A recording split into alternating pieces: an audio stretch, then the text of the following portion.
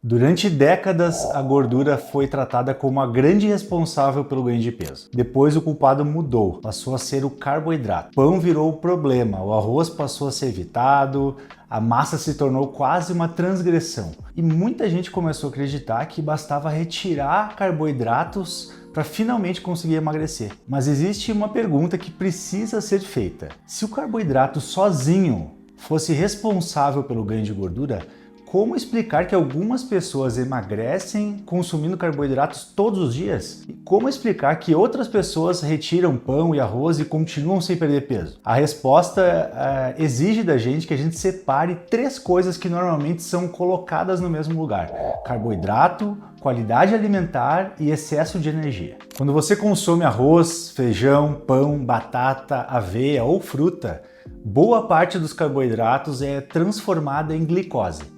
E essa glicose pode seguir caminhos diferentes. Ela pode ser utilizada imediatamente como energia, pode ser armazenada no fígado, nos músculos, na forma de glicogênio, e dentro de um contexto de excesso energético persistente, ela pode contribuir para o armazenamento de gordura. Portanto, o carboidrato não chega ao organismo como uma ordem automática, transforme tudo isso em gordura. O destino dessa energia depende do conjunto. Quanto foi consumido, quanto o corpo gastou, quanto é o nível de atividade física que a pessoa tem, como está a composição corporal dessa pessoa e como que está organizada a alimentação como um todo. A primeira ideia importante desse vídeo é essa: carboidrato é uma fonte de energia, não uma sentença metabólica. Muitas pessoas diminuem pão, massas, doces e outros alimentos ricos em carboidrato e observam uma queda rápida na balança. Isso pode acontecer por alguns motivos. O primeiro é que, ao reduzir os carboidratos, também a gente reduz o glicogênio armazenado, e o glicogênio carrega água junto com ele. Por isso, parte da queda inicial do peso é água e não apenas gordura. Segundo lugar, quando alguém retira doces, biscoitos, refrigerantes, sobremesas e lanches, muitas vezes reduz bastante a ingestão total de calorias. Mas perceba uma diferença importante. Talvez uma pessoa não tenha emagrecido simplesmente porque retirou o carboidrato. Ela pode ter emagrecido porque retirou um conjunto de alimentos que facilitava o excesso. E essa distinção é muito importante. Colocar uma fruta, uma porção de feijão e um refrigerante na mesma categoria apenas porque todos contêm carboidrato é uma simplificação ruim. O organismo ele não recebe apenas o macronutriente. Ele recebe o alimento inteiro. O feijão, por exemplo, ele oferece fibras, proteína vegetal e volume. As frutas oferecem água, fibras e micronutrientes. A aveia pode contribuir para a saciedade, por exemplo. Já uma bebida açucarada entrega energia rapidamente, com baixa capacidade de saciar. O nome carboidrato é o mesmo. A experiência metabólica e alimentar não é. Por isso, uma pergunta melhor do que esse alimento tem carboidrato seria: como esse alimento interfere na minha fome, na minha saciedade e na quantidade que eu consumo ao longo do dia? Tem um estudo bem legal que eu vou deixar o nome aqui no vídeo, que acompanhou 609 adultos durante um ano, 12 meses. Um grupo recebeu orientação para seguir uma alimentação saudável com menos gordura e o outro uma alimentação saudável com menos carboidrato. E ao final os dois grupos emagreceram.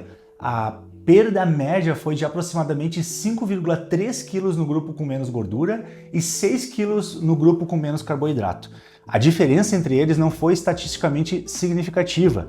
Isso não significa que as duas dietas sejam idênticas, nem que todas as pessoas respondam da mesma forma. Significa que o carboidrato isoladamente não explica todo o processo. A qualidade da alimentação, a redução de produtos refinados, a organização das refeições e a capacidade de sustentar o plano tiveram um papel central. Nesse ponto, geralmente surge uma outra afirmação: mas o carboidrato aumenta a insulina e a insulina armazena a gordura. A primeira parte está correta. Carboidratos normalmente estimulam a liberação de insulina e a insulina participa do armazenamento e da utilização de nutrientes. Mas concluir que qualquer aumento de insulina impede o emagrecimento é ir longe demais.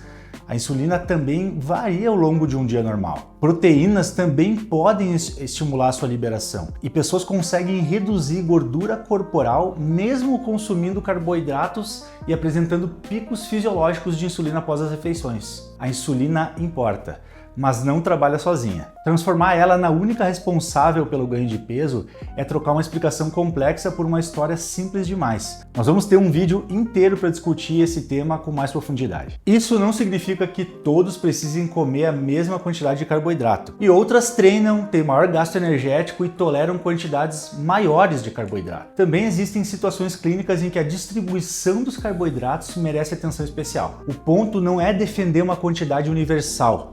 O ponto é entender que retirar um nutriente sem considerar o restante do organismo pode produzir uma estratégia difícil de se sustentar ao longo do tempo. Uma alimentação adequada precisa considerar a rotina da pessoa, o nível de atividade que ela tem, a composição corporal que ela apresenta, a relação dela com o alimento, os exames e os objetivos também que ela tem. Então, carboidrato engorda? Carboidrato pode participar de uma alimentação que favorece o ganho de peso, assim como a gordura, proteína e qualquer alimento consumido dentro de um contexto de excesso. Mas ele não é sozinho o responsável pela obesidade. A frase que eu gostaria que você guardasse é: o problema não é apenas qual nutriente está no prato, é o contexto alimentar que esse prato constrói ao longo do tempo. Em vez de começar retirando todo o carboidrato, vale fazer algumas perguntas mais úteis. De onde vêm os carboidratos que eu consumo? Eles vêm principalmente de frutas, feijão, legumes, aveia e refeições completas? Ou vêm de bebidas açucaradas, doces, biscoitos e alimentos que quase não produzem saciedade? Eu consumo uma quantidade compatível com a minha rotina? Existe proteína suficiente nas minhas refeições?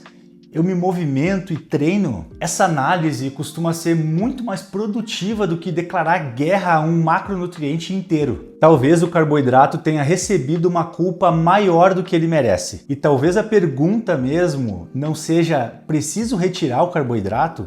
Talvez a pergunta seja como eu posso utilizar melhor essa energia dentro da minha realidade? Porque um bom tratamento não começa elegendo um inimigo.